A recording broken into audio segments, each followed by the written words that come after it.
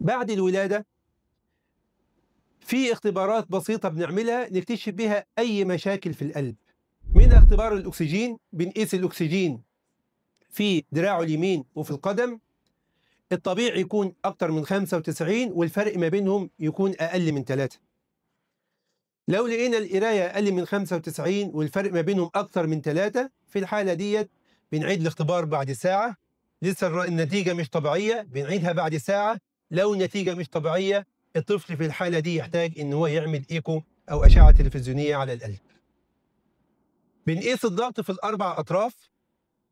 لو الفرق في الأطراف العلوية أكتر ب20 من الأطراف السفلية، في الحالة دي الطفل لازم يدخل الحضانة ويتعمل له أشعة تلفزيونية على القلب. لا قدر الله لو كان في سكر أثناء الحمل، الطفل لابد يتعمل له إيكو في الأيام الأولى من بعد الولادة. لو كان في صوت لغط على القلب بعد الولادة وكل الاختبارات اللي فاتت كانت طبيعية، في الحالة دي بقول لك لازم تراجعي طبيب الأطفال عنده عمر شهر لشهر ونص.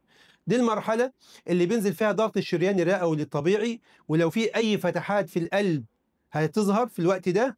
ولو كان في صوت لغط من اللي هو الأصوات الحميدة اللي موجودة بعد الولادة بتختفي في المرحلة دي. فلو في أي صوت لغط عند عمر شهر ونص، المفروض بنعمل إيكو على القلب. دي كانت خطوات بسيطة نمنع بيها أمراض القلب في الأطفال، ونكتشف بيها لو في أي مشاكل عند القلب في الأطفال بدري، بحيث يكون التدخل بدري ونحمي بيها أطفالنا.